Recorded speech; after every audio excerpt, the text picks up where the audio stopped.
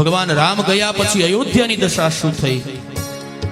તુલસીદાસજી મહારાજ કહે છે કે અયોધ્યાના તમામ લોકો આજ રુદન કરવા લાગ્યા છે અને દશરથજી મહારાજ બેભાન અવસ્થાની અંદર પીડ્યા છે.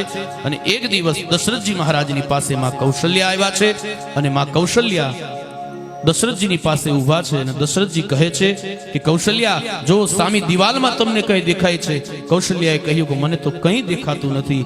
અને દશરથજી મહારાજ કહે છે, કૌશલ્યા, એ દિવાલની અંદર મને કંઈક દેખાય છે. માં કૌશલ્યાએ કીધું કે આપને શું દેખાય છે? દશરથજી મહારાજ કહે છે કે દિવાલમાં મને શ્રવણના મા બાપ દેખાય છે. દશરથજી મહારાજનો અંત સમય રામના વિયોગમાં દશરથજી અને કૌશલ્યાને કહ્યું કે મને એમાં અંધ શ્રવણના મા બાપ દેખાય છે. અને શ્રવણના મા બાપે દશરથજી મહારાજને શ્રાપ આપેલો.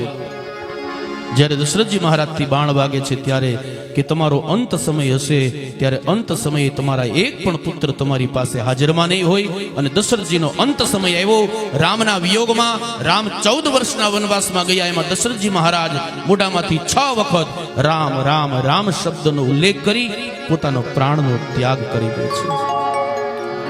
દશરથજી મહારાજે પોતાના પ્રાણનો ત્યાગ કર્યો અને અયોધ્યાના તમામ લોકો ભગવાન રામનું નામ સ્મરણ કરવા લાગ્યા.